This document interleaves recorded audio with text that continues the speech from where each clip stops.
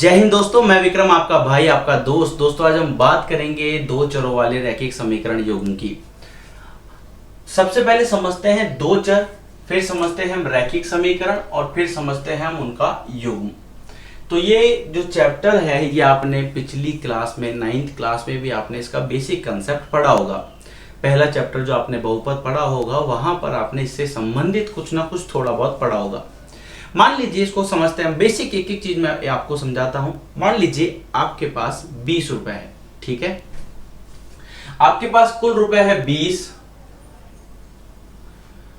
आपको लेके आने हैं पेन, ठीक है। आपका एक पेन की कीमत है 2 रुपए, एक पेन की कीमत है 2 रुपए। तो 20 रुपए में कितने पेन आएंगे? तो आपने क्या किया, मैं आपसे कहा एक पेन की कीमत है, एक पेन की कीमत 2 रुपए, ठीक है। तो कितने पेन आएंगे? माना x पेन आएंगे, पेनों की संख्या माना पेन की संख्या हम मान लेते हैं x। दोस्तों एक एक चीज मैं आपको बताऊंगा कि समीकरण पूरी कैसे बनती है। जब दो चर आते हैं उसमें तो दो चर किस प्रकार यूज में आते हैं, उनको हल किस तरह किया जाता है, और इसके साथ साथ मैं कोशिश करूंगा इस वीडियो के अंदर आपको प्रश्नावली भी कंप्लीट करा दूं। तो समझिए अब हमने क्या किया, देखिए 2 रुपए का एक पेन है तो पेन की संख्या x है, तो हम बोल सकते हैं कि हमारे पास 20 रुपए है। टोटल 20 रुपए है ना आपके पास, तो हम क्या करेंगे, एक पेन की संख्या को, एक पेन के जितने का मूल्य है, एक पेन के मूल्य को पेनों की संख्या से अगर गुणा कर देंगे, ठीक है। एक ये क्या है आपके पास, एक पेन का मूल्य, एक पेन का मूल्य, और x के आपके पास पेनों की संख्या। तो आप निकाल सकते हो x बराबर 20/2, या आप बोल सकते हो कि मैं 10 पेन ले सकता हूं 20 रुपए में। अगर आपके पास 20 रुपए है, एक पेन 2 रुपए का आता है, तो टोटल कितने पेन खरीद सकते हो आप? 10 पेन खरीद सकते हो। अगर आपको थोड़ा सा हार्ड लग रहा है तो इजी बना लेते हैं। एक पेन 1 रुपए का आता है, ठीक है। 10 रुपए के कितने पेन आएंगे? 10 पेन आएंगे, सिंपल सी बात है। अब मान लीजिए पेन के साथ साथ आपको पेंसिल लेनी है, या हम बोलते हैं कॉपी लेनी है, मान लीजिए, ठीक है। एक कॉपी की कीमत 1 रुपए है, कॉपी की बात लेते हैं, ठीक है। एक कॉपी की कीमत 1 रुपए है, ठीक है। एक कॉपी की कीमत 1 रुपए है। पैसा आपके पास 20 रुपए है। पैसे कितने हैं आपके पास? 20 रुपए। तो हम मान लेते हैं कुल रुपये या कुल पैसे आपके पास कितने हैं? 20 रुपए, ठीक। अब कितनी किताब आ सकती है, कितनी कॉपी ले सकते हो? तो हम मान लेते हैं कॉपी को क्या माने, हम मान लेते हैं कॉपी को y। अब क्या करेंगे, हम बोल सकते हैं कि भाई 1 गुणा y बराबर 20, यानी कि एक कॉपी के मूल्य को कॉपियों की संख्या से गुणा कर दिया जाए और कुल मूल्य के बराबर रख दिया जाए, तो आपके पास आ जाएगा कि y बराबर 20 कॉपी आप ले सकते हो। कितनी कॉपी ले सकते हो? 20 कॉपी। अब ये तो हुआ, मैंने आपको अलग अलग एक बेसिक सा कंसेप्ट समझाया। जब हम दो चर की बात करते हैं, चर क्या होता है? चर राशि वह राशि होती है जिसके मान में परिवर्तन किया जा सकता है। इसको समझने के लिए हम देखते हैं, जैसे मान लीजिए मैंने x प्लस वाई बराबर मैंने यहाँ 10 लिख दिया, तो क्या क्या मान हो सकता है? देखो 1 + 5 1 + 9 हो सकता है, 2 + 8 हो सकता है, 3 + 7 हो सकता है, 4 + 6 हो सकता है, 5 + 5 हो सकता है। x और y के मान में ही परिवर्तन हो सकता है, और ये इसका उल्टा भी हो सकता है, ठीक है। ये इसका उल्टा भी हो सकता है। तो हम क्या कह सकते हैं कि ये जो राशि हैं दोनों, जो x y w z, ऐसा कोई भी सिंबल जिसके अंदर वो राशि ना दिखे, यहाँ पर आपको राशि नहीं दिख रही, ठीक है। और ये जो 10 है ये एक संख्यात्मक मान है जिसके मान में आप परिवर्तन नहीं कर सकते हो। तो आप क्या बोलोगे कि ये जो है वो क्या है? अचर है, क्योंकि इसमें कोई परिवर्तन नहीं हो रहा है। और ये जो है वो चर है, क्योंकि इसके मान में परिवर्तन हम कर सकते हैं। कैसे कर सकते हैं? ये देखिए 1 + 9 हमने लिखा, 2 + 8 हमने लिखा, तो ये x और y के मान में परिवर्तन किया है, अपने 10 को परिवर्तन नहीं किया है। समझ में आ रहा है? तो इन्हें हम बोलते हैं चर राशि। समझ में आया? अब इसे थोड़ा सा और समझते हैं। देखिए अब हम बात करते हैं, अभी आपने देखा चर और अचर का खेल, ठीक है। चर और अचर, तो आपने लिखा था x प्लस वाई बराबर 10। तो क्या समीकरण का रूप ऐसा ही होता है? इसमें चर की संख्या कितनी है? दो चर है इसमें। कितने? दो चर है। ठीक है, तो इसे हम क्या बोलेंगे? ये एक समीकरण है, तो इसे हम क्या बोलेंगे? दो चरों वाला रैखिक समीकरण। रैखिक क्यों बोलते हैं? क्योंकि x और y की अधिकतम घात होने के कारण हम इसे बोलते हैं कि ये दो चरों वाला एक रैखिक समीकरण है। यहाँ पर इनकी अधिकतम घात कितनी है? एक एक। तो आप क्या बोलोगे? जब भी घात नहीं लिखी हो तो उसका मतलब होता है कि उसकी घात कितनी है? एक एक। ये समझ में आया? तो इस समीकरण को हम बोलते हैं दो चरों वाला रैखिक समीकरण, क्योंकि इसमें दो चर है, अधिकतम घात एक है, इसलिए हमने इसे कहा दो चर वाला रैखिक समीकरण। ये समझ में आया? तो क्या ये इसका व्यापक रूप होता है? नहीं। अभी हमने देखा था पेन पेंसिल, जिसे मान लीजिए मैं इसे इस तरह से लिख लेता हूं, ax plus B Y plus C बराबर 0, जिसमें ये a और ये b, ये दोनों तो क्या है? ये दोनों इनके गुणांक है। गुणांक है इन दोनों, ये दोनों इसके क्या है? गुणांक। मैं इसे यहां लिख देता हूं। a क्या है आपके पास? x का गुणांक है,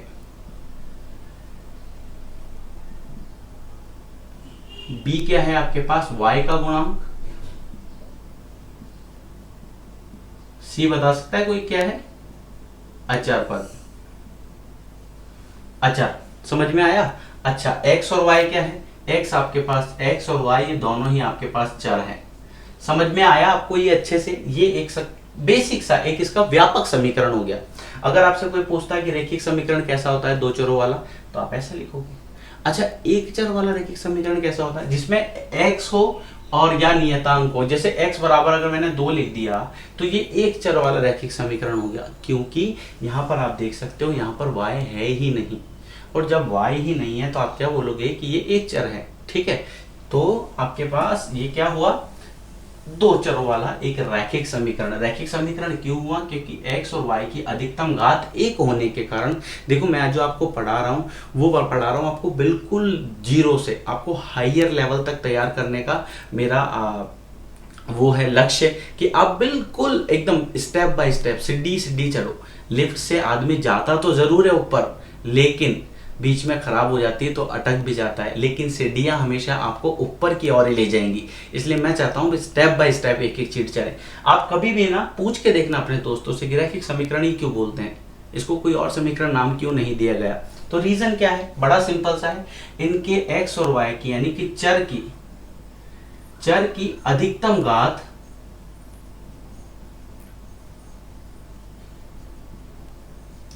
एक होने के कारण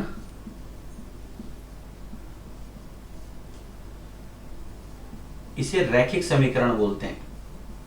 इसे रैखिक समीकरण, दो चरों वाला रैखिक समीकरण। ठीक है, तो ये एक आपके पास व्यापक रूप हुआ।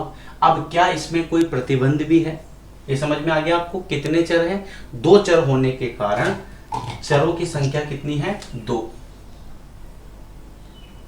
ये x और ये y, ये दोनों तो है आपके पास चर राशि। a और b आपके पास है इनके गुणांक, और c आपके पास है अचर राशि। ये समझ में आया? तो हमने क्या पढ़ा कि दो चरों वाला रैखिक समीकरण है, उसका समीकरण इस टाइप का होगा। ये क्लियर हो गया? चलिए, एक बात मैं आपको और बताना चाहता हूं जो आगे भी आपके काम आएगी। समीकरण में जितने चर राशि होती है उतने ही समीकरण होने चाहिए, ताकि सॉल्व करना आसान होता है। ऐसा क्यों कहा जाता है वो समझिए, उसके पीछे की क्या फिलॉसफी है, उसके पीछे क्या कारण रहा होगा कि मैं आपसे कह रहा हूं कि जितने चर होते हैं उतनी ही समीकरण होनी चाहिए, ताकि मान इजीली निकाल सके। मान निकालने का प्रोसेस है वो आगे 3 अलग अलग स्टेप, वो भी मैं आपको बताऊंगा। तो ये मैंने आपको एक बेसिक सी चीज तैयार करवा दी है अभी तक कि दो चरों वाला रैखिक समीकरण किसे कहते हैं। अब यहां पर तो इसने कहा दो चर रैखिक समीकरण, ये दो चीज मैं आपको करा चुका हूं। तीसरी बात आती है युग्म की। युग्म का मतलब होता है जोड़ा। युग्म का मतलब होता है जोड़ा। जैसे आपने अभी हाल फिलहाल, अगर आप वीडियो देख रहे हो, घर में देख रहे हो तो बात अलग है, अगर आप कहीं बाहर देख रहे हो तो आपने नोट किया होगा आपके दोनों पैरों में जूते हैं या चप्पल हैं या सैंडल हैं, जो भी आपने पहन रखे हो, और अगर आप भगवान रामचंद्र हो तो हो सकता है खड़ा भी हो। ठीक है, तो आपने एक बात नोट की होगी कि दोनों पैरों के अंदर दो है, दोनों अलग अलग है। ठीक है, लेकिन जब दो की बात करते हैं तो उसे हम बोलते हैं जोड़ा। उसका मतलब होता है युग्म। युग्म मतलब जोड़ा। जैसे पति और पत्नी का एक जोड़ा, या युग्म बोल सकते हैं आप उन्हें। समझ में आया? तो यहाँ पर हम यही कंसेप्ट आपको समझाना चाह रहे हैं। तो अगर हम जोड़े की बात करेंगे तो समीकरण कुछ इस प्रकार बन जाएगा, a1x b1y प्लस c1 बराबर 0, a2x plus b2y plus c2 बराबर 0। ये आपके पास दो समीकरणों का एक जोड़ा बन गया। अब ये जो लाइन है ना अपने ऊपर पड़ी है, आपके चैप्टर का जो नाम है वो यहां पर परिभाषित हुआ है। क्या? दो चर वाले रैखिक समीकरण युग्म। तो यहाँ पर दो चर है, इसमें भी x है, इसमें y है, इसमें x, इसमें y। c1 और c2 अचर राशियां हैं, a1 और b1, a2 और b2 ये आपके पास अलग अलग है। समझ में आया? इनके मान अलग अलग है, हो सकता है समान भी हो, ऐसा कोई जरूरी नहीं है। अब हम थोड़ी सी और चीज पढ़ते हैं। क्या इसमें प्रतिबंध आवश्यक है? इस वाले को एक बार देख लीजिए, मैं आपने कुछ बताना था आपको। क्या इसमें प्रतिबंध आवश्यक है? कौन सा प्रतिबंध होना चाहिए? बड़ी सिंपल सी बात है कि a और b का जो मान है वो 0 नहीं होना चाहिए। क्यों नहीं होना चाहिए? क्योंकि अगर a और b 0 हो गया तो मुझे एक बात बताओ, अगर ये 0 हुआ, समझना जो लिख रहा हूं वो आपके दिमाग में भी आना चाहिए कि मैं लिख क्या रहा हूं। अगर ये 0 हुआ तो आपके पास तो समीकरण सिर्फ यही बचेगा। आप समझ रहे हो? इसे ये अगर 0 हो गया तो समीकरण ये बचेगा, और इसमें चर कितने हैं? एक ही चर है। समझ में आ रहे हो? आप इसमें यहाँ पर एक ही चर है, सी तो आपके पास अचर है, तो सी को तो गिनना भी नहीं है। तो आपके पास यहाँ पर चर क्या आ रहा है? एक आ रहा है। एक कंडीशन तो ये। दूसरी चीज कि जैसे ये जो a है ना, a square plus b square, इनका मान, इनके वर्गों का योग भी 0 नहीं होना चाहिए। नहीं है, ये ध्यान रखना, काट रखा है मैंने इसको। और ये चीज इसमें भी ध्यान रखना कि a1 और b1, a1 का वर्ग कर लो और b1 का वर्ग कर लो, इन दोनों के वर्गों का योग 0 नहीं होना चाहिए। इसी तरह a2 का वर्ग कर लो और b2 का वर्ग कर लो, और इनके इसका योग भी 0 नहीं होना चाहिए। अब समीकरण में क्या होता है? समीकरण का मतलब क्या होता है? वीडियो को एक बार पॉज कीजिए और एक बार सोच के देखिए कि समीकरण आपको आज तक जिसने भी पढ़ाया है, जितना भी पढ़ाया है, क्या आपको पता है समीकरण क्या होती है? समीकरण होती है एक तरह से तराजू। अगर आप गांव में रहते हो, आप सिटी में रहते हो तो बात अलग है। गांव में आपने तराजू देखी होगी, ठीक है? वो तराजू वाला केस क्या होता है? तराजू में दोनों पलड़े बराबर होते हैं। तो समीकरण में दो चीजें होती है। कौन कौन सा? एक हम बोलते हैं राइट हैंड, क्योंकि ये सीधे हाथ की तरफ है इसलिए हम बोलते हैं राइट हैंड। ये उल्टे हाथ की तरफ है इसलिए हम उसे बोलते हैं लेफ्ट हैंड। या इसे हम बोलते हैं ये दायां होता है और ये आपके पास बायां होता है। क्लियर? ये सिंपल सी बात समझ में आई आपको? इसको नोट करना चाहो तो आप नोट कर सकते हो। तो मैं आपको ये बता रहा था कि तराजू, ठीक है? अब तराजू में क्या क्या होता है? एक बार तो यानी कि ये आपके पास हो गया राइट हैंड साइड, क्योंकि मैं सीधे हाथ से लिख रहा हूं, है ना? ये वाला सीधा, ये उल्टा होता है तो ये हो गया लेफ्ट हैंड साइड, या इसको हम बोल सकते हैं दायां पक्ष। मैं अधिकतर RHS और LHS लिखूंगा तो आप एक बार देख लीजिए। और इसको हम बोलते हैं बायां पक्ष। अब समीकरण का मतलब क्या होता है? संतुलन। समीकरण का मतलब होता है संतुलन, यानी कि आप अगर कुछ जोड़ रहे हो तो उतना ही आपको घटाना पड़ेगा, अगर कुछ भाग कर रहे हो तो उतना ही आपको गुना करना पड़ेगा। ऐसा क्यों कहा? देखो ध्यान से समझना। मान लीजिए मेरे पास x है, ठीक है? x है, मैं इसमें कुछ जोड़ना चाहता हूं तो मैंने 2 जोड़ दिया तो 2 घटाऊंगा भी। अगर आपको ये चीज़ें आती है तो बहुत अच्छी बात है, लेकिन मैं आगे जब सीनियर बच्चों को पढ़ाता हूँ तो मैंने बहुत बार नोट करी है, उन्हें काटना ही नहीं आता, उन्हें भाग देना नहीं आता, गुणा करना नहीं आता, जोड़ बाकी नहीं आता किसी समीकरण में। तो मैंने आपको पहले ही कहा है बिल्कुल सिड्डी की तरह तैयार करना है आपको। तो यहाँ पर देखिए, अगर मैंने 2 जोड़ा है तो 2 घटाया भी, अब ये समीकरण संतुलन में है। अगर मैं जैसे अगर मान लीजिए ये x है और इधर y है, ठीक है? अब इसको समझना थोड़ा सा। मैं चाहता हूं इसमें 2 जोड़ना, ठीक है? तो ये x और ये y, ठीक है? मैं चाहता हूं इसमें 2 जोड़ना, तो इसमें सिर्फ अकेला 2 नहीं जुड़ेगा, इसमें भी 2 जुड़ेगा, तब जाके ये समीकरण संतुलित हुआ। क्यों संतुलित हुआ? जितना आपने जोड़ा वो वापस उसमें से निकल जाना चाहिए और समीकरण पर कोई प्रभाव नहीं पड़ना चाहिए। समझ में आ रहा है? जैसे ये 2 से ये 2 कट जाएगा तो वापस x बराबर y आ जाएगा, जो क्वेश्चन है। अब मान लीजिए अगर ये आपके पास x है और ये आपके पास y है, तो इसका मतलब हुआ इसमें अगर आपने 2 का भाग दिया, इसमें अगर आपने 2 का भाग दिया, तो ये दोनों तरफ 2 का भाग जाएगा। ऐसा नहीं होता कि सिर्फ एक ही तरफ भाग जाएगा। समझ में आया? अगर मान लीजिए ये समीकरण है इस तरह से, जैसे x बराबर y, ठीक है? तो आपने क्या किया, आपने कहा यार मेरे को तो इसमें 2 जोड़ना है और इसके बाद 4 का भाग लगाना है, तो ये चीज आपको यहाँ पर भी करनी पड़ेगी, 2 जोड़ा और 4 का भाग लगाना पड़ेगा, तब जाके समीकरण जो है वो संतुलन की अवस्था में होगी। ये आपको समझ में आ गया अच्छे से। ये एक बेसिक कंसेप्ट आपका अभी जो आपने हेडिंग पढ़ी है, जो नाम पढ़ा है, वो क्लियर हो गया आपका। अब हम बात करते हैं इनके युग्म की और उन युग्म से संबंधित कुछ बेसिक कंसेप्ट की। जैसे मान के चलते हैं, जैसे एक समीकरण है 2x + 3y, हम मानते हैं 2x + 3y = 5। ठीक है, हम क्या कहते हैं कि x बराबर अगर 1, ये मैं अभी बता रहा हूं आपको, फिर पूरा कंसेप्ट समझाऊंगा। फिर y बराबर 1, ये दोनों रखने पर क्या फर्क पड़ता है, तो हमने इसमें एक बात नोट करी कि जब हम x बराबर 1 और y बराबर 1 रख देते हैं तो इसका मतलब हुआ कि ये समीकरण जो है, इस समीकरण को ये जो बिंदु है वो संतुलित करता है। समझ में आ रहा है, वो इसे संतुष्ट करता है, वो इसे संतुष्ट करता है। तो यहाँ पर आप देख सकते हो कि x बराबर 1 जब मैंने लिखा, y बराबर 1 जब लिखा और इनको हल किया तो ये तो आ गया 2, ये आ गया 3, ये आ गया 5, यानी कि इनका राइट हैंड साइड जो है और इनका लेफ्ट हैंड साइड जो है वो आपस में क्या आ गया, बराबर। ये समीकरण हो गए संतुलित। तो इसका मतलब क्या हुआ, इस बिंदु का मतलब क्या, ये 1 और 1 जो मैंने लिया है ये क्या है, इस पूरे का इस समीकरण से क्या लेना देना है। ये बहुत एक बेसिक सी चीज है, इसे समझिए। तो ये जो 1 और 1 है ना, ये क्या है, 1 और 1 वो बिंदु है जो उस रेखा पर कहीं ना कहीं आ रहे हैं। आप समझ रहे हो। चलिए इसे एक ग्राफिक रूप से बताता हूं ताकि आपको कंसेप्ट और क्लियर होगा। जैसे मान लीजिए मैंने यहाँ लिखा x + y = 5 लिख लेते हैं। ठीक है, अब देखो क्या क्या हो सकता है।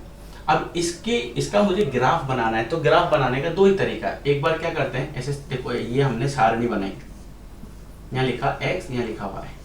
x की जगह 0 रख देते हैं, इसकी जगह 0 रख दो तो y का मान 5 आ जाएगा, और y की जगह 0 रख दोगे तो x का मान 5 आ जाएगा। ऐसा ही कुछ होगा। क्लियर है। अब इन मानों को एक ग्राफ में दर्शाते हैं।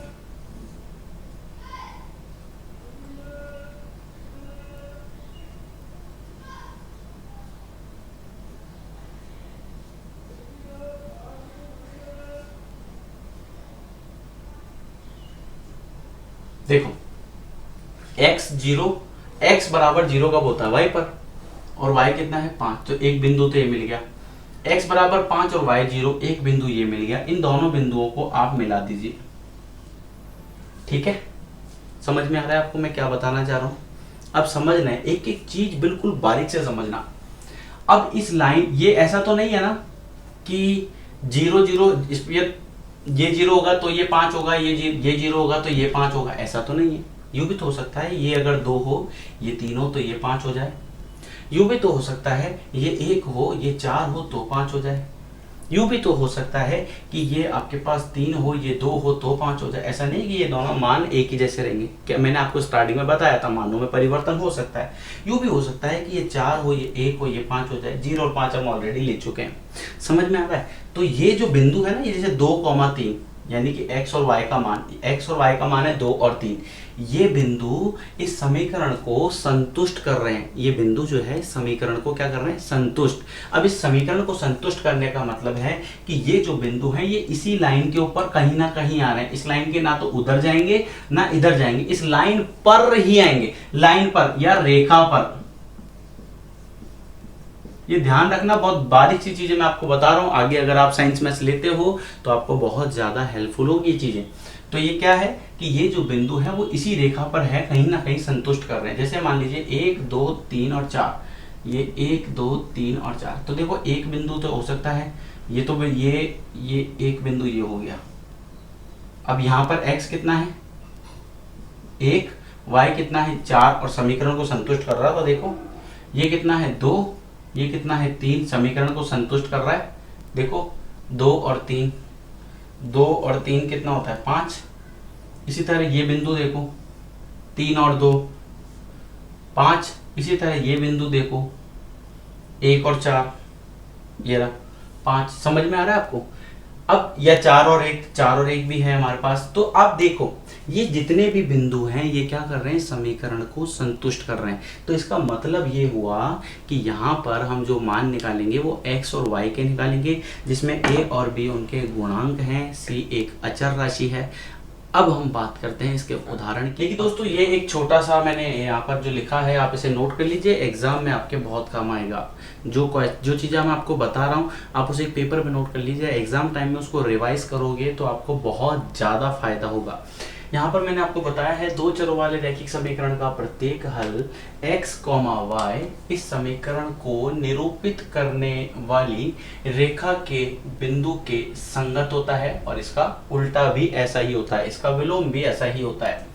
दो चरों x और y में रैखिक समीकरण का युग्म के व्यापक रूप है a1x plus b1y plus c1 बराबर 0, a2x plus b2y plus c2 बराबर 0। यहाँ पर a1, b1, c1, a2, b2, c2 सभी क्या है, वास्तविक संख्याएं। दोस्तों ये जो साइड में लिखी होती है छोटी छोटी सी चीजें समीकरण के अलावा की, जो इसको आप बोल सकते हो प्रतिबंध या उनकी कंडीशंस बोल सकते हो ना, तो ये चीजें बहुत काम की होती है, इसे जरूर याद किया कीजिए। अब यहाँ पर क्या है कि a1 का वर्ग और b1 का वर्ग और उनका योग 0 के बराबर नहीं होना चाहिए। सेम का सेम समीकरण 2 के लिए भी है। अब इसका उदाहरण क्या क्या हो सकता है, इसका उदाहरण हो सकता है 2x प्लस 3y माइनस 7 बराबर 0 या 9x माइनस 2y प्लस 8 बराबर 0। तो ये क्या है, एक इनका उदाहरण है, किसका, ये वाले का, दो चर x और y में रैखिक समीकरण युग्म का एक व्यापक रूप है। समझ में आया। एक चीज मैं आपको और बताना चाहूंगा, ज्यामितीय रूप, जो हम आगे काम में लेंगे। अब ज्यामितीय रूप होता क्या है इसे समझिए थोड़ा सा। ज्यामितीय रूप को समझने के लिए आपको ये पता होना चाहिए कि जो रेखाएं हैं वो तीन केस बन सकते हैं। इसे आप इस तरह से समझिए, जैसे ये देखिए, ये दो मार्कर हैं। ये दो मार्कर कैसे कैसे हो सकते हैं, ये दो मार्कर ऐसे हो सकते हैं, ठीक है। ये दो मार्कर मैं ऐसे रख सकता हूँ और ये दो मार्कर मैं ऐसे रख सकता हूँ। अब ये आपको दिख नहीं रहा होगा, ठीक है। इसका मतलब है इसके ऊपर रखूंगा तो आपको दो दिखेंगे, लेकिन कहने का मतलब अगर मैं आपको बताना चाहूँ तो ये अगर इस तरह से रखता हूँ तो ये आपको एक ही मार्कर दिख रहा होगा। समझ में आया। तो इसका मतलब हुआ कि रेखा जो है वो तीन तरह से, आप इसको ध्यान से देख लीजिए एक बार, तीन तरह से आप इसे दर्शा सकते हो। कैसे, ऐसे, समांतर, और जो एक के ऊपर एक होती है उसे हम बोलते हैं संपाती। तो इसे थोड़ा सा समझिए। तीन केस बन सकते हैं रेखाओं के, क्या क्या हो सकता है कि वे दोनों प्रतिच्छेद करती हो, इसको बोलते हैं किसी एक बिंदु पर प्रतिच्छेद करना, प्रतिच्छेद, ठीक है। हो सकता है वो समांतर हो, ठीक है, ये एक दूसरे के समांतर है, ठीक है। और तीसरा जो है, तीसरा वाला केस क्या बनता है, ये एक और ये दूसरी लाइन भी इसी के ऊपर है। आप समझ रहे हो, एक लाइन के ऊपर ही दूसरी लाइन है यहां पर। आप इसे इस तरह से समझ लीजिए। अब मैं उम्मीद करता हूं कि आपको समझ आया होगा। तीन केस, ये एक रेखा के ऊपर ही दूसरी रेखा है, लेकिन वो आपको, ये एक रेखा के ऊपर दूसरी रेखा है लेकिन इस वजह से नहीं दिख रही है क्योंकि वो एक के ऊपर एक है। समझ में आया आपको। तो ये चीजें यहाँ पर तीन केस बन सकते हैं, जिसको प्रतिच्छेद, समांतर और इसको हम बोलते हैं संपाती। ये एक बेसिक सा है बस अभी तक। अब हम बात करेंगे कुछ उदाहरण की और फिर बात करते हैं प्रश्नावली। चलिए दोस्तों, बात करते हैं उदाहरण संख्या 1 की। उदाहरण संख्या 1 क्या है। उदाहरण संख्या 1 में आपसे बताया गया है, आपको एक अनुच्छेद दिया गया है 3.1। अब इसमें आपसे क्या कहा है कि एक लड़की है, वो एक मेले में जाती है खेल खेलने, ठीक है। मेले में उसे दो चीजें पसंद आती है। अब उसके पास पैसा कितना है, उसके पास टोटल 20 रुपए है। क्लियर। तो हम यहाँ लिख लेते हैं, जो जो हमें पता है वो हम यहाँ लिख लेते हैं। तो कुल रुपए कितने हैं उसके पास, 20 रुपए। रुपए मैं इंग्लिश में लिख रहा हूं इस तरह से, आप हिंदी में लिख लेना ना, 20। अब वो दो तरह के गेम खेलती है। एक गेम का नाम है हुपला और दूसरे का नाम है सवारी करना। सवारी करने का मतलब किसी भी चीज पर बैठ, जैसे मान लीजिए कि ऊंट पर बैठने की सवारी हो गई, है ना। तो अब क्या होता है, दोनों का अलग अलग चार्ज होता है। तो हुपला जो खेलती है और सवारी जो करती है, तो सवारी का चार्ज तो उससे लिया जाता है 3 रुपए और हुपला खेलने का लिया जाता है उससे 4 रुपए। समझ में आया। सवारी का चार्ज उससे लिया जाता है 3 रुपए और हुपला खेल खेलने के लिए लिया जाता है 4 रुपए। अगर आपको नहीं पता हुपला क्या होता है तो आपकी कंप्यूटर स्क्रीन पर अभी एक फोटो आएगी जहां से आप देख सकते हो कि हुपला किसे खेलते हैं। एक रिंग होती है, रिंग को हम क्या करते हैं, फेंकते हैं, और वो जिस भी चीज में आप जाके पड़ जाती है तो वो हमारा आइटम हो जाता है, उसे हम बोलते हैं हुपला। ठीक है, तो दो चीजें आपके पास, एक है सवारी, और एक बार सवारी करने का चार्ज कितना है, 3 रुपए। ठीक है, और दूसरा है आपका हुपला, और हुपला खेलने के लिए चार्ज कितना है, 4 रुपए। ये समझ में आया, क्लियर। अब 20 रुपए में कितनी बार तो वो हुपला खेलेगी और कितनी बार वो सवारी करेगी, ये आपको बताना है, यानी कि एक्स और वाई ज्ञात करना है। एक्स और वाई क्यों कहा मैंने, क्योंकि गेम यहाँ पर 2 है। जब गेम 2 है तो इसका मतलब एक तो हुआ, एक चर राशि हुई आपकी एक्स और दूसरी चर राशि हुई आपकी वाई।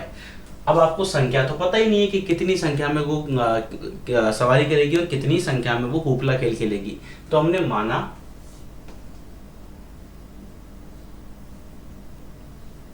सवारी की संख्या ना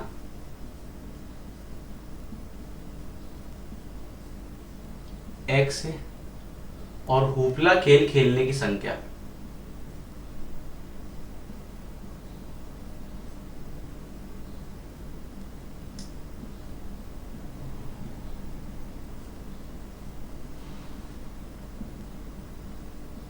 ये हम मान लेते हैं वाई। ये आपको समझ आ गया अच्छे से। तो सवारी की संख्या हो गई एक्स और हुपला खेल खेलने की संख्या हो गई वाई। अब वो क्या है, कितनी बार खेलती है वो देखिए। इसमें एक लाइन आपको दी हुई है कि हुपला खेल जितनी बार खेलती है वो कितना है, वो सवारी की संख्या का आधा। सवारी की संख्या कितनी है आपके पास, तो ये समीकरण में दिया गया है ना वाई। ये क्या है, हुपला खेल खेलने की संख्या कितनी है, सवारी की संख्या का आधा। तो सवारी की संख्या कितनी है एक्स, इसका आधा। क्या आपको ये समझ आया, ये क्या है, हुपला खेल खेलने की संख्या। हुपला कितनी बार खेलती है, जितनी बार वो सवारी करती है उसकी आधी बार। आप समझ रहे हो। जैसे अगर मैं आपसे कहूं, जैसे मान लीजिए सवारी उसने करी 4 बार, तो हुपला खेल कितनी बार हो जाएगा, 2 बार। समझ में आ गया अच्छे से। तो ये एक आपके पास एक समीकरण बन गया। समीकरण को अगर आप इस तरह से लिखोगे, 2y वज्र गुणा कर लिया बराबर x हो गया, तो आप लिख सकते हो x माइनस 2y बराबर 0, और इसे हम नाम दे देते हैं समीकरण x। ये समीकरण 1। अब अगर हम बात करें किसकी, दूसरे वाले भाग की, ये तो समीकरण 1 ही हुई, लेकिन हमने तो क्या 2 समीकरण लेनी है। तो एक तो है 3, यानी सवारी जो है उसका चार्ज लगता है 3 रुपए। तो 3 रुपए सवारी का चार्ज है, एक सवारी का। कितनी सवारी करी उसको x से गुणा कर दो, ठीक है, प्लस 4 रुपए लगता है हुपला खेलने का, ठीक है। और कितना रुपया और कितनी बार उसने हुपला खेला वो हमने माना था y, और कुल पैसे कितने थे 20। तो इस तरह से हमारे पास 2 समीकरण मिल गई, x 3x प्लस 4y बराबर 20। ये समीकरण 2 हो गया और एक समीकरण 1 आ गया। क्या आपको इतना सा भाग समझ में आया? नहीं आया तो वीडियो को वापस रिपीट करके देखिए मैंने इसमें क्या समझाया है, क्योंकि आपको अगर ये समीकरण समझ में आएगी तभी। अब हम क्या करेंगे, 2 रूप इसमें आपको पूछे हैं। अभी आपको यही नहीं बताना है कि x की संख्या कितनी है, y की संख्या कितनी है। अभी सिर्फ आपको एक छोटी सी चीज याद करनी है, आपको इसका ज्यामितीय रूप निकालना है। ज्यामितीय मतलब ग्राफ के रूप में बताना है, आपको इसका बीजगणितीय रूप निकालना है। तो ये जो रूप आपने निकाला है, ये रूप इसका बीजगणितीय रूप है, ठीक है। अब अगर हम बात करेंगे इसके ज्यामितीय रूप की, तो वो ध्यान से देखिए एक बार। अगर हम ज्यामितीय रूप की बात करें, यह ज्यामितीय रूप में व्यक्त करना है, तो आप क्या करेंगे, देखो ये x माइनस 2y बराबर कितना है 0, या x बराबर 2y लिख सकते हो। तो समीकरण 1, ये x बराबर 2y जो मैंने लिखा है ना, इसको मैं एक सारणी बना लेता हूं, ठीक है। ये x, ये y की जगह 0 रख दो तो x का मान 0 आ जाएगा। x अगर y की जगह 0 रखूंगा तो x का मान कितना आ जाएगा 0। अगर मैं y की जगह यहाँ पर रखूंगा 1 तो x का मान आ जाएगा 2। और भी अगर आप मान निकालना चाहो तो और भी निकाल सकते हो, कोई जरूरी नहीं है। y की जगह अगर मैं रखता हूँ 3 तो x का मान आ जाएगा 3 दूना 6, और y की जगह अगर 2 रखता हूँ तो ये आ जाएगा 4। इस तरह से चलता रहेगा। ये तो आपके पास एक सारणी हो गई। अब इसके साथ साथ दूसरी वाली समीकरण भी तो है आपके पास, 3x प्लस 4y बराबर 20, और इसको भी आपको सॉल्व करना है। तो इसको कैसे करेंगे, देखिए 3x प्लस 4y बराबर 20 है ना, तो आप इसे लिख सकते हो 3x बराबर 20 माइनस 4y। तो x बराबर आ जाएगा 20 माइनस 4y बटा 3। x का मान रखते जाएंगे, y का मान रखते जाएंगे और x का मान आपको मिलता जाएगा। इसकी भी एक सारणी बना लेते हैं।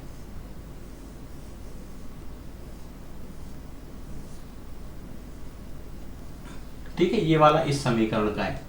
अब इस तरह से मान रखिए कि भाग चला जाए। अब जैसे मान लीजिए मैं y की जगह रख देता हूँ 0, तो 4 गुना 0 कितना होता है 0, और 20 में तो 3 का भाग जाता ही नहीं है। समझ में आ रहा है आपको? अगर मैं यहाँ रख देता हूँ 2, तो 4 दूना 8। अगर y का मान रख देता हूँ 2, तो ये कितना हो जाएगा 20 माइनस 4 दूना 8 बटा 3। 20 में से 8 गया 12, 12 में 3 का भाग लगाओगे तो 3 चौका 12, ये आ जाएगा x का मान 4। आपको समझ में आया? अब 3 मत रख के देखो, अब आप इसके गुणज में रख के देखो। देखो अगर मैं रख के भी दिखा देता हूँ, 3 रख के देखते हैं। 3 चौक 12, और 12 में से यानी 20 में से 12 माइनस कर दोगे तो 8, 8 में 3 का भाग नहीं जाता। लेकिन अगर आप 4 रखोगे तो 4 4 कितना होता है 16, 20 में से 16 गया तो कितना बच जाएगा आपके पास, 20 में से 16 गया तो 4, 4 में 3 का भाग नहीं जाता। फिर अब तीसरा क्या रखें? अब हम रख के देखते हैं, 5 रख के देखते हैं। 5 चौक 20, 20 में से 20 माइनस हो जाएगा तो कितना बच जाएगा 0। तो हमने यहाँ 5 रख के देखा, 5 चौका 20, और 20 में से 20 गया 0, भाग देंगे तो कितना आ जाएगा 0। ये आपके पास कुछ एक मान निकल गए। अब इन मानों को क्या करना है, एक आपको ग्राफ में दर्शाना है। एक बार इसको नोट कर लीजिए, मैं आपको इधर का भाग बता देता हूँ। एक ही गेम बना लेते हैं, एक ग्राफ बना लेते हैं, उसमें आपको इसको दर्शा देते हैं। ठीक है, ये देखो, ये x और ये y। इसमें देखो x की अधिकतम कितना है, x अधिकतम 6 है, और इसमें अधिकतम कितना है 4, तो 2 2 का गैप ले लेते हैं, 2 4 और 6। और y में अधिकतम कितना है 5, इसमें भी 2 2 का गैप ले लेते हैं, 2 4 और 6। अब देखो ये है 0 0, एक बिंदु तो ये मिल गया। दूसरा क्या है 2 1, यानी कि x पर 2 और y पर 1, एक बिंदु ये मिल गया। फिर 6 और 3, ये 6 है और इन दोनों के बीच में आ जाएगा ये 3। ये इस तरह से निकलेगी। ठीक है, अब इसी तरह दूसरे वाले को दर्शाते हैं। तो x बराबर 4 और y बराबर 2, x बराबर 4 ये रहा, y बराबर 2 ये रहा, एक बिंदु ये मिल गया। ये देखो ये 4 और 2। फिर दूसरा क्या है, x बराबर 0 y बराबर 5, x बराबर 0 y बराबर 5 ये रहा, x बराबर 0 इसी x पर होता है। अब इस बिंदु को आप ध्यान रखना, इसको मैं इस बिंदु को और इस बिंदु को मिला देता हूँ। आप देख सकते हो ये जो बिंदु बना है यहाँ पर, इस बिंदु पर ये क्या है, दोनों मिल रहे हैं। कौन सा, 4 और 2 पर। तो ये आपके पास ये वो बिंदु है जो इस समीकरण को संतुष्ट करेंगे। या आप बोल सकते हो कि उसने जो भी हमने x लिया था वो कितना है आपके पास 4, और y का मान कितना है 2। अब आप देख सकते हो, ये आप देख सकते हो 3, इसकी जगह 4 रख दो, y की जगह 2 रख दो, 4 तिया 12, 4 दूना 8, आ जाएगा 20। समीकरण को संतुष्ट कर रहा है। ये हुआ आपका उदाहरण नंबर 1। अभी सिर्फ आपको बेसिक से चीजें सीखनी है, कैसे हम प्लॉट कर रहे हैं, कैसे ग्राफ बना रहे हैं, बस आपको यही सीखना है। आइए दोस्तों करते हैं उदाहरण संख्या 2। उदाहरण संख्या 2 आपको दिया गया है, रोमिला एक स्टेशनरी की दुकान में गई, 9 रुपए में 2 पेंसिल और 3 रबड़ खरीदे, और उसकी सहेली सोनाली ने उसे ये खरीदते हुए देखा। वो भी घर पे गई, पैसा लिया, और उसके पास उसी तरह की पेंसिल 18 रुपए में उसने 4 पेंसिल और 6 रबड़ खरीदे। अब आपको इस स्थिति को बीजीय और ज्यामितीय रूप में आपको बताना है। तो बड़ा सिंपल कंसेप्ट है। देखो दोस्तों, रोमिला है और सोनाली है। यहाँ पर अगर आप क्वेश्चन को अगर आपको समझ में नहीं आए, एक बार वापस रीड करो, वीडियो को पॉज कीजिए, उसको वापस रीड कीजिए। आप उसमें एक बात बिल्कुल कॉमन देखोगे, क्या कि वहां पर वो पेंसिल की संख्या बता रही है, उसका मूल्य नहीं बता रही है। 2 पेंसिल 3 रबड़, ना कि उसका मूल्य बताया गया है। तो हम मान लेते हैं पेंसिल का मूल्य, माना पेंसिल का मूल्य। अब कितनी पेंसिल, एक पेंसिल का मूल्य x रुपए है, ठीक है, और एक रबड़ का मूल्य y रुपए है। अब वो क्या करती है, अब जैसे एक पेंसिल का मूल्य इतना है, वो 2 पेंसिल लाती है, और 2 पेंसिल और 3 रबड़। तो देखो 2 पेंसिल यानी कि 2 गुना x, पेंसिलों की संख्या को उसके मूल्य से गुणा कर दिया, फिर प्लस कितनी 3 रबड़, और कुल रुपए कितने हैं 9। इसको समझो, ये 2 क्या है, ये 2 क्या है आपका? संख्या, पेंसिल की संख्या है ना,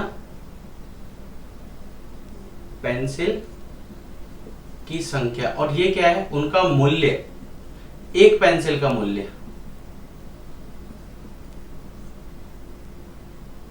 ये 3 क्या है? संख्या, किसकी? रबड़ की संख्या।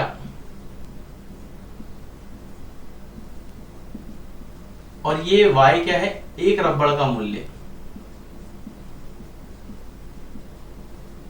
और ये 9 क्या है? कुल मूल्य उसके पास इतना है, या कुल मान लेते हैं, कुल रुपीस उसके पास, कुल पैसा उसके पास इतना है। तो ये आपने एक समीकरण बना ली, से नाम दे देते हैं समीकरण 1। इसी तरह से वो क्या करती है, उसकी फ्रेंड जिसका नाम क्या है? सोनाली, वो क्या करती है? 18 रुपए में उसी तरह की 4 पेंसिल और 6 रबड़, 4 पेंसिल 6 रबड़ 18 रुपए में।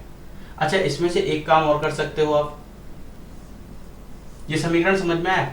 अगर आपने एक बात नोट करी होगी मेरे लिखने के साथ ही, जो आपकी किताब में नहीं दी गई है, क्या चीज? देखो, अगर मैं इसमें से 2 को कॉमन लेता हूं, 2 बेनिस्ट लेता हूं और 18 में भेज देता हूं, तो ये बन जाएगा 2, ये बन जाएगा 3, ये बन जाएगा 9, जो कि समीकरण संख्या 1 ही है। समझ में आ रहा है आपको?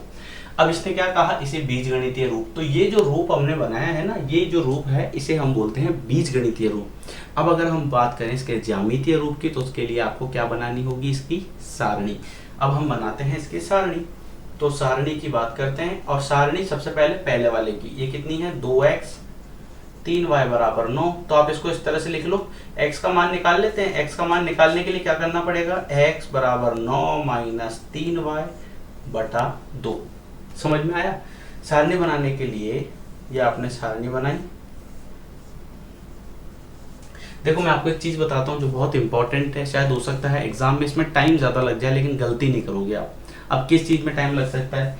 यहाँ पर आप जो भी मान मानो ना, कोशिश करो कि वो नीचे वाली संख्या से पूरी तरह भाग हो जाए। जैसे मान लीजिए मैं यहाँ 0 रखता हूँ, तो 9 में 2 का भाग नहीं जाएगा, क्योंकि 9 में से 0 माइनस हो जाएगा, तो 9 बचेगा, और 9 में 2 का भाग नहीं जाता है। अगर मैं यहाँ पर 1 रखता हूँ, तो 3 एकम 3, 9 में से 3 गया तो 6 बच जाएगा, और 6 में 2 का भाग चल जाएगा। तो मैं क्या करूंगा? y की जगह मैंने कितना रखा? y की जगह मैंने 1 रखा, y की जगह 1 रखा, तो 3 एकम 3, 9 में से 3 गया 6, 6 में 2 का भाग दोगे तो कितना आ जाएगा? 3। अगर मैं यहाँ 2 रखूंगा, तो 3 दूना 6, 9 में से 6 जाएगा तो 3 बचेगा, 3 में 2 का भाग दूंगा तो 1.5 आएगा। अब ये पॉइंटों के अंदर नंबर है, अगर आप चाहो तो निकालना चाहो तो निकाल सकते हो, कोई दिक्कत नहीं। तीसरा क्या है? अगर मैं y की जगह 3 ही रख देता हूँ, तो 9 में से 9 गया तो बच जाएगा 0, और 0 में 2 का भाग दूंगा तो आ जाएगा 0। ठीक है, समझ में आया? इस तरह से आप इसके मान निकाल सकते हो। अगर मैं इसकी सारणी की बात करूं, 4x,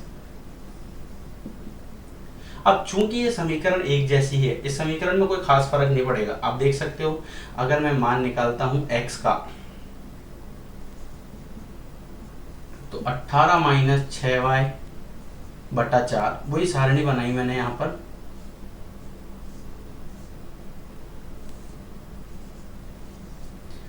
y की जगह 0 रख देता हूं, तो 18 में से 0 माइनस हो जाएगा, तो कितना बचेगा? 18। 18 में 4 का भाग नहीं आता, छोड़ दो इसको, 28 दो, ताकि पॉइंटों में प्रॉब्लम नहीं है। अगर 1 रखता हूं, तो 1 रखूंगा, तो 18 में से 6 गया तो कितना बचेगा? 12। 1 रख देते हैं, 12 में 4 का भाग 3 बार जाता है। अगर 2 रख दूंगा तो ये कितना आ जाएगा? अगर 2 रखता हूं यहाँ पर, तो 6 दूना कितना होता है? 12। 18 में से 12 गया तो बचेगा 6, 6 में 4 का भाग नहीं जाता, पॉइंटों में आएगा। वैसे भाग तो जाता है लेकिन पॉइंटों में आएगा। अगर मैं यहाँ पर रखता हूँ 3, तो जैसे मैं यहाँ पर 3 रखता हूँ, तो 18 माइनस 18, क्योंकि 6 दिया 18 होता है, 0 हो जाएगा, तो ये आ जाएगा आपके पास 0। आप देख सकते हो इनके मान क्या है, एक जैसे मान है दोनों के। ठीक है, अब अगर आप इसको दर्शाओगे, देखो x पर अधिकतम कितना है? x पर अधिकतम कितना है? 3। y पर अधिकतम कितना है? 3। तो आप देख सकते हो, एक एक का गैप ले लेते हैं, 1 2 3, 2 3, 1 2 3। पहले वाले समीकरण की बात करें तो 3 1 और 0 3, x 0 और y 3, ये रहा। अब दूसरे समीकरण की बात करें तो 3 1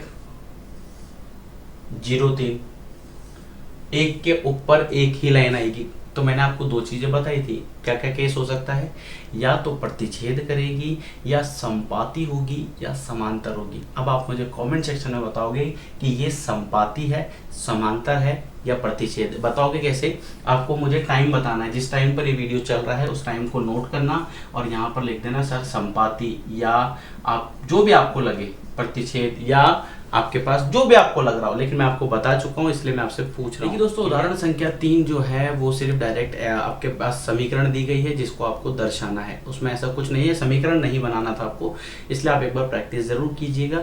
फिर भी डाउट होता है तो कमेंट सेक्शन जिंदाबाद है। अगर हम बात करें प्रश्नावली 3.1 की, क्वेश्चन बड़ा ध्यान से सुनना और जो ट्रिक बता रहा हूँ वो ट्रिक याद रखना, आगे जब आप गवर्नमेंट एग्जाम के लिए तैयारी करोगे ना तब वहां पर ये ट्रिक बहुत काम आने वाली है आपकी। ध्यान से सुनना क्वेश्चन को। पहले आफताब अपनी पुत्री से कहता है, आफताब, अभी इस लाइन में क्या समझ आया कि इस लाइन में दो लोगों की बात हो रही है, एक है आफताब और दूसरा उसकी पुत्र या पुत्री। तो एक तो है इसमें आफताब और दूसरा है उसकी पुत्री, ठीक है। आफताब अपनी पुत्री से कहता है 7 वर्ष पूर्व, आज से 7 साल पहले, तो आज की जो आयु है वो क्या है? वर्तमान आयु। अब इसे आप इस तरह से लिखो, आफताब लिख लिया, यहां लिख लो पुत्री, ठीक है, यहां लिखो वर्तमान आयु। तो हम मान लेते हैं आफताब की वर्तमान आयु x है, उसकी पुत्री की वर्तमान आयु y है। आज से 7 साल पूर्व, यानी कि आज से 7 साल पहले, मान लीजिए अभी आप ये वीडियो देख रहे हो तो आपकी उम्र मान लीजिए 20 साल है, ठीक है, या आपकी उम्र 17 साल है, तो आज से 7 साल पहले आप कितने के थे? 10 साल के थे। तो वर्तमान आयु अगर x वर्ष है, ये वर्ष के अंदर है, ध्यान रखना, आयु हमेशा वर्ष में होती है, महीनों में मत लिख देना। यहाँ लिख देता हूं मैं वर्ष में, नहीं तो बहुत से जीनियस है कमेंट कर देंगे सर कि महीनों में भी तो लिख सकते हैं। तो आफताब की वर्तमान आयु और उसकी पुत्री की वर्तमान आयु हमने मान ली x और y। अब 7 वर्ष पूर्व, तो भाई बेटी भी तो 7 साल छोटी होगी ना, आप समझ रहे हो क्या? आप मेरी बात समझ रहे हो? बेटी भी तो 7 साल छोटी होगी। कहीं ना आप ये कल ना आप ये बोल दो कि बोले सर नहीं, बाप की उम्र जो है वही 7 साल पहले की बात कर रहा है, बेटी तो 7 साल, बेटी की 7 साल कैसे कम हो सकती है? आप समझ रहे हो? दोनों की उम्र, जैसे आप और आपके पिताजी हो, है ना, तो आप दोनों की उम्र 7 साल पहले कम होगी ना, ऐसा तो नहीं है कि सिर्फ एक की कम होगी। तो आज से 7 साल पूर्व आफताब बोलता है अपनी बेटी से कि आज से 7 साल पहले मैं तुमसे 7 गुनी आयु का था। ये आफताब है और ये उसकी पुत्री है। अब आफताब की जो उम्र है वो उसकी पुत्री की उम्र की 7 गुना थी। इसको ध्यान से समझना, देखो ये जो पॉइंट है ये वाला बहुत ध्यान से समझना, इसको मैंने बराबर कर दिया यहीं से, तो इससे एक समीकरण बन जाएगी, इसको समझो वापस। आफताब की उम्र, जैसे मान लो ये आप हो, आप x हो, ये आपके पापा हैं y, ठीक है, तो ये आप हो, या यूं बोल दो ये पापा हैं आपके, ना, और ये आप खुद हो। आपकी उम्र का डबल आपके पापा की उम्र होगी, सिंपल सी बात। तो आफताब की जो उम्र है, ये आफताब है, तो आफताब की जो उम्र है उसकी बेटी की उम्र का 7 गुना होगा। इसको 7 गुना मत कर देना वरना बेटी की उम्र हो जाएगी, समझ रहे हो आप? ये बहुत काम की चीज है। अब इसको सॉल्व कर लो। पहले तो एक समीकरण यहीं से बन गया, x माइनस 7 बराबर 7y माइनस 49, तो x माइनस 7y, और इसको आप लिख सकते हो माइनस का 42, ठीक है, 49 होता ना, ये समीकरण नंबर 1। अब ये दूसरी बात क्या कहता है, आज से 3 वर्ष बाद, तो यहां लिख दो 3 वर्ष बाद। अब बहुत से लोगों के मन में चल रहा होगा कि 3 वर्ष इसमें जोड़ें कि किस में जोड़ें।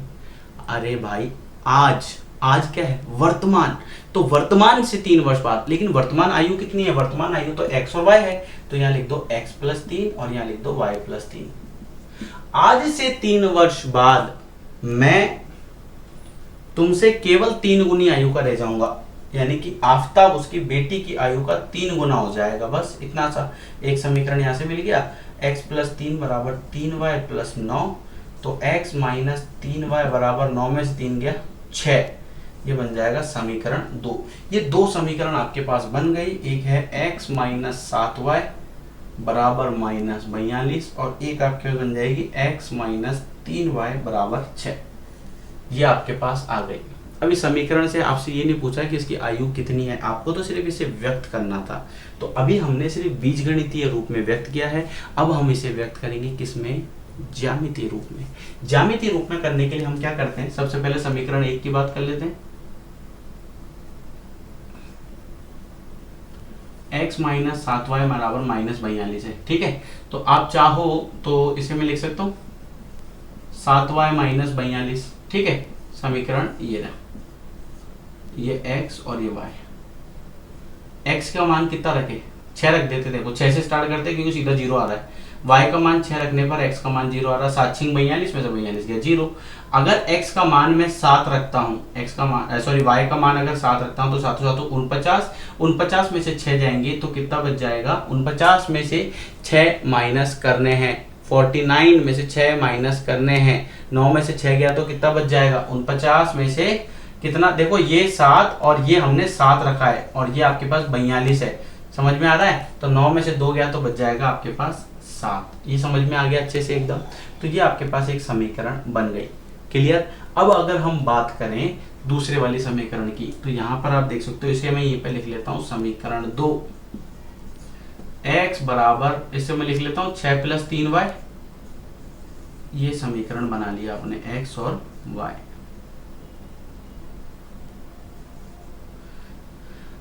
y की जगह 0 रख दो तो 6 और 3 ये आपके पास 6 आ जाएगा। y की जगह आप रख दो 1 रख दो तो कितना हो जाएगा, 6 और 3 9। ये आपके पास मान आ गया x और y। अब देखो x में अधिकतम कितना है 7, तो 2 2 का गैप ले लेते हैं, 2 4 6 और 8 और ये आपका 7 हो जाएगा। y और y में अधिकतम कितना, y में भी 7 है तो 2 4 6 8 ये 7 हो जाएगा,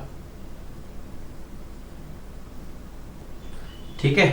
x 0 है y 6 है, x 0 y 6, ये रहा एक बिंदु। x 7 है y 7 है, x 7 ये रहा, y 7 ये रहा, इन दोनों बिंदु को मिला दो। अब इस तरह से देखो दूसरे वाले समीकरण को, x 6 y 0, दूसरा x 9 है और y 1 है। x 9 है तो हम इसको थोड़ा सा बढ़ा लेते हैं, y कितना है 1, तो ये 1 और ये 9, ये रहा एक बिंदु। तो एक बिंदु तो आपको मिला 6 0, एक है 9 1, इन दोनों बिंदुओं को मिला दो, ये कुछ इस तरह से मिलेगा। अब आप देख सकते हो ये दोनों क्या है, एक दूसरे के समांतर है। तो इस तरह से ये इसका कौन सा रूप हुआ, ये इसका ग्राफीय रूप हुआ, ये ज्यामितीय रूप हुआ और ये इसका बीजगणितीय रूप हुआ। उम्मीद करता हूँ ये आपको समझ आ रहा होगा। अगर समझ आ रहा है तो like subscribe share and comment जरूर कीजिए, क्योंकि आपका जो शेयर होता है ना, या आपका लाइक होता है, आपका कमेंट होता है, इससे मोटिवेशन मिलता है, इससे आप आपकी प्रॉब्लम बताते हो, मुझे सॉल्यूशन बताने में बहुत मज़ा आता है। तो आपकी प्रॉब्लम जो है आप कमेंट सेक्शन में बता सकते हो और जैसे मुझे टाइम मिलेगा ज़रूर आपके मैसेजेस का जवाब दूंगा। चलिए अब हम बात करते हैं नेक्स्ट क्वेश्चन। आइए दोस्तों बात करते हैं प्रश्न संख्या 2 की। प्रश्न संख्या 2 आपको दिया गया है, एक क्रिकेट टीम के कोच ने 3900 रुपये में 3 बल्ले तथा 6 गेंदें खरीदी। यहाँ पर इनकी संख्या बताई गई है, मूल्य नहीं पता, क्या क्या बताया गया है, बल्ले और गेंदे। तो मुझे एक बात मान लेते हैं कि बल्ले का मूल्य, एक बल्ले का मूल्य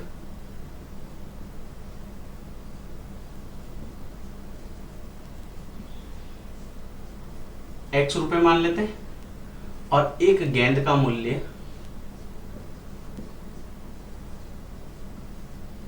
y रुपए मान लेते हैं। ये क्लियर हुआ। कुल पैसा कितना है या कुल रुपए कितने हैं, कुल रुपए लिख लेते हैं 3900, ठीक है। अब ध्यान से सुनना, 3900 रुपये में 3 बल्ले तथा 6 गेंदे। तो देखो अब सिंपल सी बात, ये 3 बल्ले 6 गेंदे कितने में, 3900 में, ये समझ में आया। ये क्या है 3, ये 3 उसकी संख्या है, ये बल्लों की संख्या है, ये x क्या है, एक बल्ले का मूल्य, एक बल्ले के मूल्य को उसकी संख्या से गुणा कर देंगे तो आपके पास कुल पैसा आ जाएगा। इसे यूं मान के चलिए, आप रबड़ और पेंसिल लेके आए, आपके पास 10 रुपए है, तो ये x प्लस y मैंने मान लिया 10। अब आप 2 रबड़ लेके आए और 3 पेंसिल लेके आए, रबड़ का मूल्य तो आया 1, इसको माप लेते हैं 5। रबड़ का मूल्य आया 1 है ना, और पेंसिल का मूल्य भी अगर 1 है, तो ये मूल्य की बात हो रही है, यानी 1 रुपए 1 का मूल्य, तो 2 रबड़ का मूल्य 2 रुपए हो जाएगा। 2 पेंसिल का मूल्य 2 रुपए और 3 रबड़ का मूल्य 3 रुपए हो जाएगा, तो आपके पास कुल पैसा आ जाएगा। इसी तरह हमने यहाँ पर किया है, ये बल्ले की संख्या है और ये उसका मूल्य है, दोनों को गुणा कर देंगे तो समीकरण बन जाएगी। अब चाहो तो इसको समीकरण 1 मान लेना, नहीं समझ आ रहा है तो 3 कॉमन ले लेना। तो यहाँ देख सकते हो 3 अगर आप कॉमन लेते हो तो 3 दूना 6y और 3 एकम 3, 3 तिया 9 और 2 जीरो। मैंने 1300 किस लिए लिखा, इस 3 को डायरेक्ट नीचे भेज दिया है ऐसे, ये 3900, तो x प्लस 2y बराबर 3900 बटा 13, 3 एकम 3, 3 तिया 9, 2 जीरो, तो मैंने डायरेक्ट लिखा था। एक समीकरण बन गई x प्लस 2y बराबर 1300, इसको नाम दे दो समीकरण संख्या 1। और दूसरा इसने कहा है कि दूसरा जो है बाद में उसने एक बल्ला और उसी प्रकार की 3 गेंदें, तो एक बल्ला उसी प्रकार की 3 गेंदें कितने में खरीदी, 1300 में खरीदी। तो दोस्तों ये देखो, आप ध्यान से अगर देखोगे तो कुछ चीजें इसमें ऐसी है जो कॉमन सी आपको दिख रही है, या आपके पास दोनों समीकरण होगी, दोनों का बीजगणितीय रूप हो गया। अब आप क्या करोगे, अब आप इसका ज्यामितीय रूप बना के देखोगे, क्योंकि ज्यामितीय रूप बहुत ज्यादा आसान है, तो ज्यादा कंफ्यूज मत होना और बिल्कुल सिंपल सा एक प्लेन सा ड्रॉ कर लो, रफ वर्क, ठीक है, ताकि आपको कोई प्रॉब्लम ना हो। बाकी मेन जो इसमें है वो क्या है, इन दोनों की समीकरण बहुत ज्यादा जरूरी है। 3 कॉमन लिया इसलिए x आया, 3 दूना 6, 3 को नीचे भेज दिया, 3 एकम 3, 3 तिया 9, 2 जीरो, तो x प्लस 2y बराबर 1300 आ गया। इसी तरह एक बल्ला 3 गेंदे कितने की है, 1300 रुपए की। ये आपको समझ आया, तो इसका कौन सा रूप आप करोगे, इसका ज्यामितीय रूप आप एक बार ट्राई जरूर करोगे। अगर हम बात करें नेक्स्ट क्वेश्चन की, तो नेक्स्ट क्वेश्चन दिया है कि 2 सेब और 2 किलो सेब और 1 किलो अंगूर का मूल्य किसी दिन 160 रुपए था। 2 किलो सेब और 1 किलो अंगूर का मूल्य किसी दिन 160 रुपए था। 1 महीने बाद 4 किलो सेब और 2 किलो अंगूर का मूल्य 300 रुपए हो जाता है। इस स्थिति को बीजगणितीय तथा ज्यामितीय रूपों में व्यक्त कीजिए। अब एक बात बताओ भाई, ये कह रहा है कि 2 किलो सेब और 1 किलो अंगूर। अब आपको मुझे एक बात बताना है, क्या इनका मूल्य फिक्स है क्या, इन दोनों का अलग अलग इसने पूछा है। तो हम यूं बोल सकते हैं डायरेक्ट कि 2 किलो जो सेब है, सेब को हम मान लेते हैं, सेब हम मान लेते हैं x और अंगूर हम मान लेते हैं y। सेम अभी कह रहा है 2 किलो सेब यानी कि 2x, 1 किलो अंगूर है ना, अंगूर 1 किलो अंगूर, और इसका मूल्य कितना है, किसी दिन 160 रुपए है। फिर इसी तरह से 1 महीने बाद, अब 1 महीने बाद इसने सिर्फ कंफ्यूज करने के लिए दिया है, जबकि उसका कोई रोल नहीं है। 4 किलो सेब और 2 किलो अंगूर का मूल्य, 4 किलो सेब 2 किलो अंगूर का मूल्य कितना था, 300 रुपए हो जाता है। ठीक है, इस स्थिति को बीजगणितीय, तो ये हुआ इसका बीजगणितीय। अब बात आती है किसकी, ज्यामिति की, जो आप करोगे।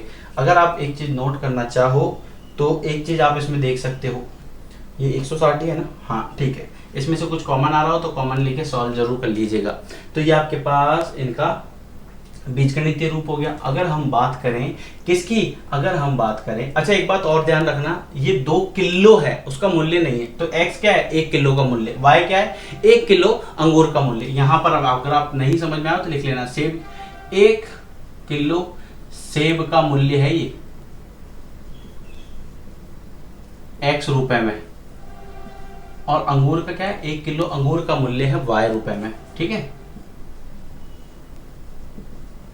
मुझे लगा समझ आ गया होगा इसलिए मैंने डायरेक्ट किया ना, 1 किलो अंगूर का मूल्य। तो मैं उम्मीद करता हूँ आपको ये जो पोर्शन जो हमने आज किया है ये आपको समझ आया होगा। वीडियो पसंद आया तो like, subscribe, share and comment करना ना भूलें, क्योंकि आपका एक शेयर किसी का 1 साल बचा सकता है। इससे रिलेटेड जो आज हमने पढ़ा है, इससे रिलेटेड अगर आपके मन में कोई भी डाउट हो, किसी प्रकार का प्रश्न हो, मेरा व्हाट्सएप नंबर जो मैंने आपको दे रखा है 8209448347, इस पे आप मुझे व्हाट्सएप कर सकते हो। 820-944-8347। कोई भी किसी प्रकार का आपका डाउट हो तो आप मुझसे इस पे संपर्क कर सकते हो। इस वीडियो में फिलहाल इतना ही, नेक्स्ट वीडियो में फिर मुलाकात होगी एक धमाकेदार टॉपिक के साथ।